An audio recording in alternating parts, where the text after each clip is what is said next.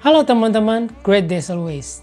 Jumpa lagi dengan saya, Jonathan Kamil alias Kang John. Believe in myself. Percaya pada diri sendiri. Atau istilah kerennya adalah percaya diri.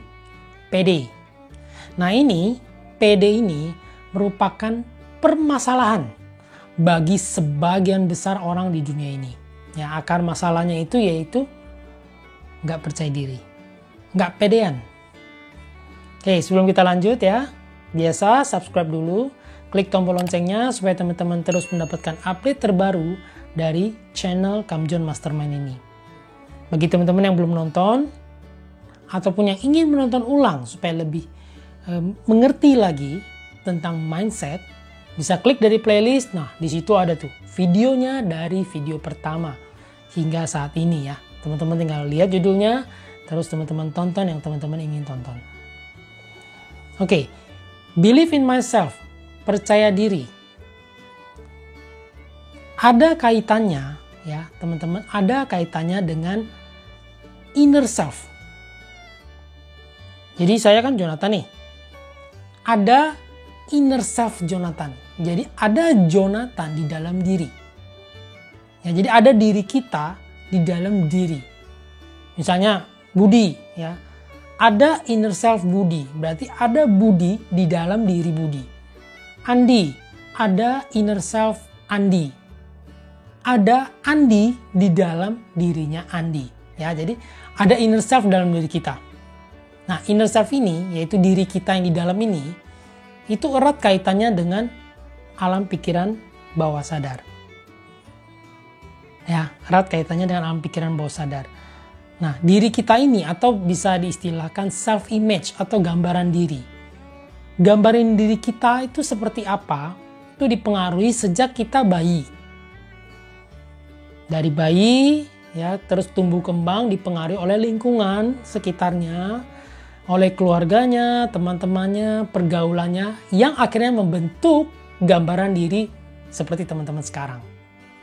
Jadi nih, kalau teman-teman misalnya, oh saya kok penakut ya, saya nggak berani loh mengambil keputusan, saya takut ambil resiko, saya takut gagal, ya, saya gugup kalau berbicara di depan umum misalnya gitu, ya, terus saya tipenya pesimis. Nah, ini semua adalah gambaran diri teman-teman yang terbentuk dari masa lampau yang dibawa hingga hari ini.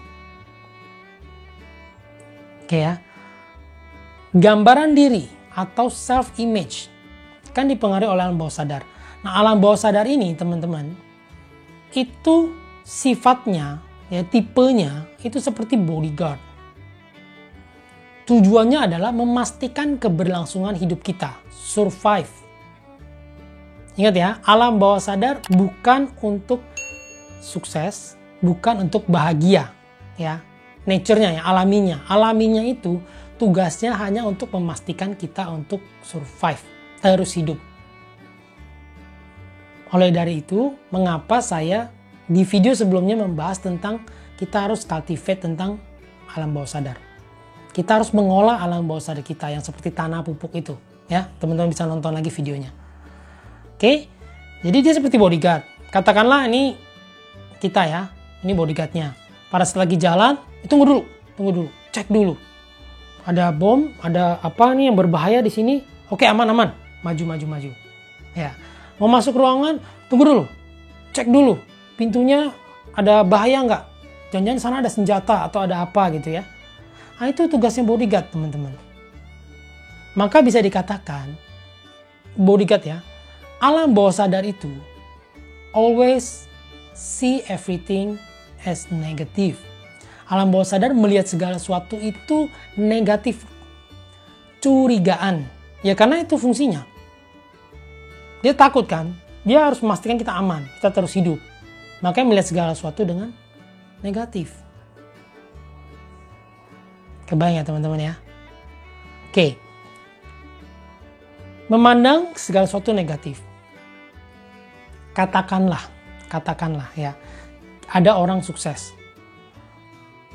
Orang yang skeptis atau nyinyir terhadap kesuksesan atau keberhasilan orang lain, itu bisa dibilang dia mempunyai self-image yang low. Gambaran dirinya rendah atau dalam artian rendah diri. Nggak pede. Ya. Oh, si A sukses. Alah, hoki lah dia beruntung aja.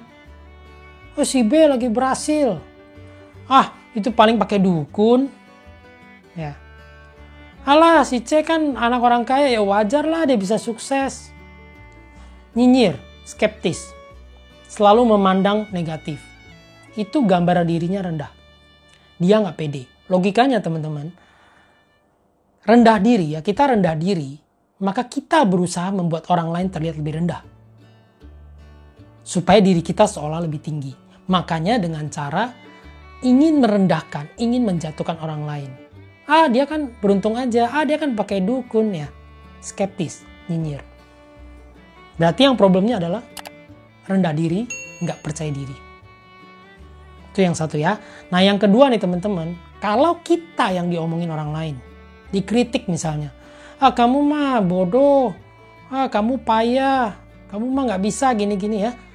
Efeknya apa? Karena rendah diri, karena gambaran diri yang rendah, maka cenderung mengiyakan. Iya ya, aku memang parah, aku memang bodoh, aku memang nggak bisa, aku memang penakut, kan gitu. Mengiyakan akhirnya jadi apa? Baper. Setelah baper apa? Down. Mengutuki nasib. Merasa hidupnya sial. Ya. Akhirnya apa? Males ngapa-ngapain. No action. Teman-teman perhatiin. Kondisi ini ya kan disebabkan karena rendah diri, nggak pede. Akhirnya jadi apa? Baper, down, ya, mengutuki nasib dan sebagainya. Ini positif atau negatif? Ya, energi vibrasinya tinggi atau rendah? Negatif ya. Negatif, energinya low, ya kayak aduh susah banget hidup ini gitu ya. Low energinya, vibrasinya rendah. Hukum tarik menarik, law of attraction. Positif menarik positif, negatif menarik negatif. Kalau kita ibaratkan kesuksesan itu positif, ya sukses finansial itu positif. Sedangkan kita rendah diri ini negatif, mungkin nggak? Ya, negatif akan menarik lebih banyak hal yang negatif. Karena apa?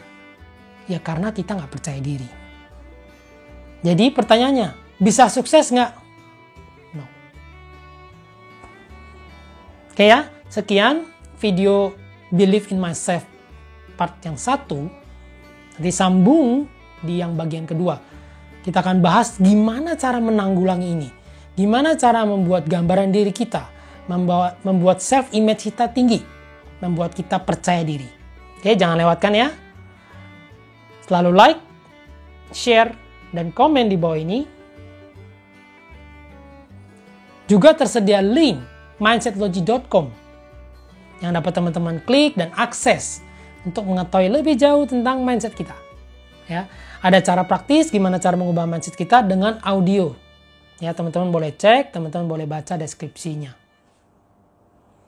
Oke, sampai jumpa di next video. Stay tuned. Bye. Speed up.